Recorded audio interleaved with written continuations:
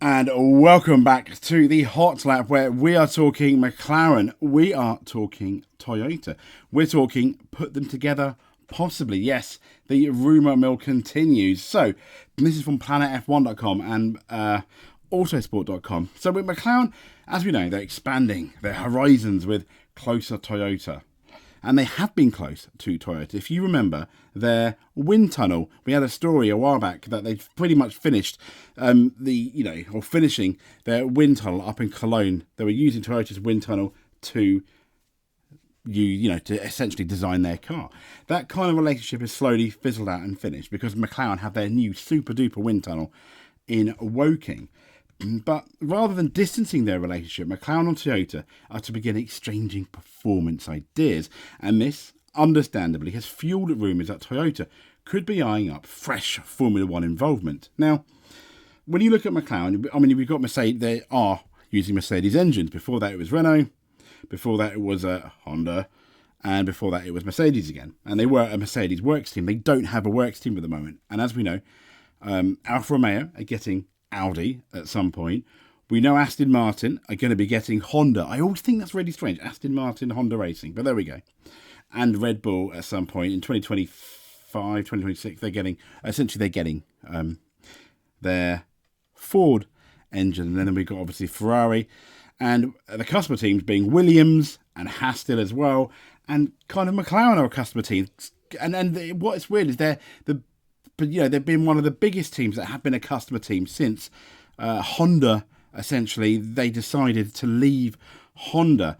So, going back to Toyota, though, 13 podium finishes and 3 poles were achieved in their time there. Bearing in mind, this was from 2002. And if I'm honest, it really, really wasn't that successful. And when you look at it, so no wins, 13 podiums, 3 fastest laps, but 3 pole positions. They were fast. But I think an asterisk near their pole position laps were at a time when you had to qualify with your race starting fuel. And quite often that wasn't necessarily always, they had less fuel sometimes than the other teams in relation to that. And they ended up 2002 to 2009. So, in terms of ramping up their partnership, as we know, F1 is a different beast now to when Toyota left. And they left in 2009. Kind of like, I don't want to say under a cloud or something like that, but it wasn't a great success. I think they certainly left with their head down. And it was the start of the 2008 financial crash, of similar time to when Honda left the year before, but then we had Brawn. But so, as we know, F1 is a different beast, and the series continues to enjoy that popularity boom. And as we know, from 2026, Ford and Audi will join the fray with a new generation of Challengers and power units. And we have the Andretti Cadillac team as also potentially will be on the grid at that time. So, the articles are asking, could Toyota be the next manufacturer to take an interest? So, Toyota Gazoo Racing, Europe Vice Chairman Kazuki Nakajima gave a clear no for now. No left the F1 door open for the future, and McLaren's escalating of ties with Toyota only fueling the talk further. And it says McLaren has now concluded, as we said, their use of their wind tunnel in Cologne, using their own. Though at the Japanese Grand Prix weekend, it was attended by Toyota chairman Akio Toyoda. McLaren confirmed Toyota endurance race, and here's the other story, Rerio Hera as a reserve driver for their 2024 campaign. And McLaren team boss Andreas Stella, he has shed further light on the decision, what it means for McLaren's relationship with Toyota. His talk of information exchanges on the performance side, highly intriguing at this time. And there are rumours of this Toyota F1 comeback. But before we kind of get into Toyota, let's talk about, yes, there he is, being very successful at Le Mans, their driver. So, I'm so sorry, and I will get his name on, but who is Rerio Hera? Well, as we know, he is a racing driver. He's raced in Super Formula from 2013 to 15.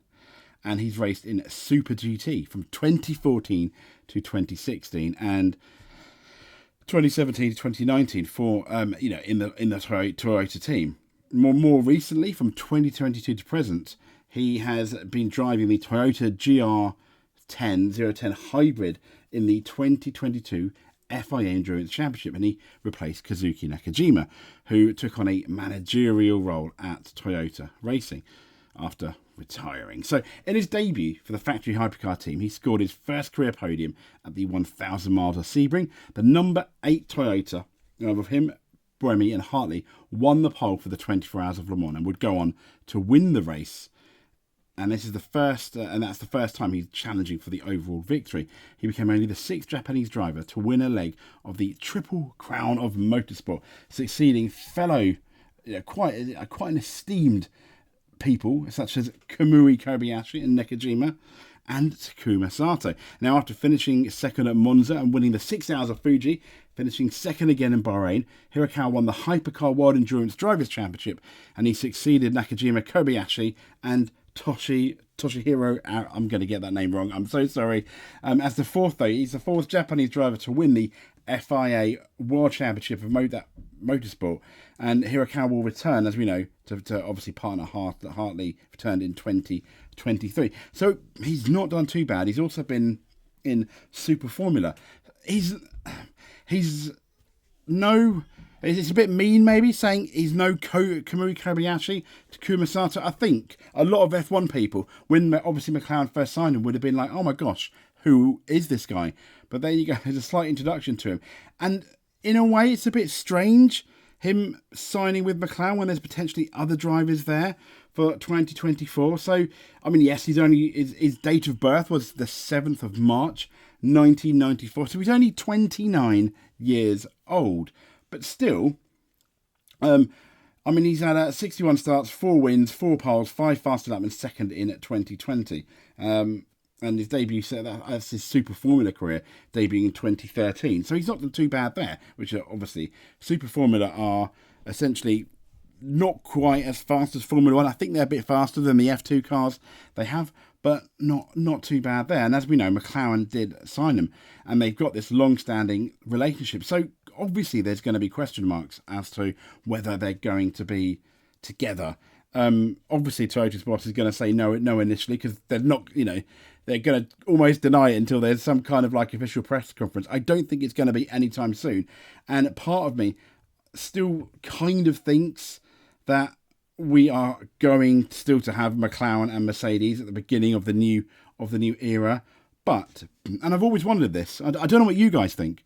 And in relation to engines and manufacturers, I've always felt it is cheaper to be an engine manufacturer and join a team, because essentially you're just making the engine. Kind of like Honda have with Red Bull. Surely that is a lot cheaper than designing the car, basically making and managing your own team like Mercedes do, albeit Mercedes are a slightly different beast now as to where they were in 2010. Because a lot of other people own that team, so to speak. But still, it's got to be cheaper to be doing the engine. But then I'd like to think you still get all the good press and all the good marketing when you are successful. And then maybe when you're not, you can blame it on the car. But I mean, let's get into the stats, let's say, of the Toyota Formula One team. And as we know, they debuted in 2002. However, interestingly, they did have a 2001 car, and that was with I think Alan McNish and Mika Salo.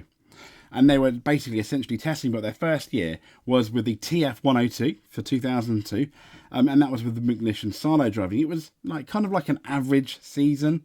And for the 2003 season, they signed Brazilian Champ Car driver at the time, Champ Car star Cristiano de Mata. He did, to be fair, fare better than Alex Zanardi. And the following year, they retained their driver lineup for 2004, but it ended up being quite a difficult season. And interestingly, 2004 also saw Toyota being accused of industrial espionage in the case of stolen data files from Ferrari. The following season, where Formula One fans were basically commenting on the similarity between the 2003 Ferrari car and the 2004 Toyota. Now, that 2003 Ferrari car was the car that won that championship. But there we go. But so essentially, there was an investigation, and the district of Cologne, where Toyota is essentially based, led this investigation, saying it's an immense amount of material. We'd need over 10,000 pages to print everything in relation to the number of documents generated in the design of any F1 car. And Toyota refused to send the data back to Italy because they did not want Ferrari to take advantage of their own data, which had been mixed in with Ferrari. That's quite interesting, but especially when you compare that to the Spygate saga we were going to have a few years later. 2005 saw an improvement, and it seemed that was potentially their biggest year in terms of looking good. I guess because they had Ralf Schumacher from Williams, Ralf and Jarno Trulli, which I felt kind of was at the time their best driver lineup, really. And eventually 2007, 2009 hit, and they did power Williams as well at one point, but obviously 2009 they decided to call it a day. In 2009 they had both Glock and Trulli with their TF109, but I think whatever way you look at it, they spent so much money. I mean, there's an article here with sportskeeda.com, and it explains the major reason why Toyota's F1 bid failed. And it goes on to say that F1 pundit Peter Windsor, he recently explained why Toyota did not flourish in F1 despite having this massive budget. They faced several retirements in the early years, but saw some improvements in 2005 onwards when they started scoring points and had a few rare podium finishes. However, their drivers never finished really higher than third. Now, speaking on his YouTube channel, Windsor explained how Toyota's driver lineup was the main reason they failed to flourish, though he didn't have anything bad to say about Jarno Trulli. He stated that Ralf Schumacher was paid too much for what he brought to the team. Now, the F1 pundit also mentioned how Toyota needed a world-class driver. They didn't have a Verstappen or Hamilton to push themselves forward. However, they definitely had enough money to pay a Hamilton or a Hamilton-esque driver, or, like a Schumacher driver at the time. He said, Peter Williams said, they failed to win a race. They got some good results, didn't they? I don't think their driver choice was brilliant. No issues with Jarno Trulli, but I'm not sure paying Ralf Schumacher as much as they did, which was over 20 million to lead Toyota, was ever going to be a great thing, because his hunger went and he wasn't the driver he was at Williams. And that's when he said, so if I think they had a Max or Lewis or somebody, I think they certainly would have won Grand Prix. So that's the first thing that needs to be said. I don't think their driver choice was great. And he said basically it was mainly the drivers. I think they had a pretty good car, generally speaking. I think John Howett did a good job as team principal. I always thought he was very logical, a respectable Formula One person. So he feels it was their driver lineup. And he said, I think if you look at the statistics, those statements are not correct. But we also have a very good car. There is, of course, nothing wrong with that. You were not as dominant as Mercedes as shown in those years. And Lewis Hamilton admitted that the RB19 is the fastest Formula 1 car he's ever seen. And that's a completely different story. So completely ignore that. I'm so sorry. Ignore that last quote. I do not know what I'm talking about. What am I doing hosting an F1 Hot Lap Motorsport channel? But the Toyota team is kind of like forgotten, really, isn't it? I mean, they squandered, apparently, between 2002 and 2009, this team squandered $4 billion.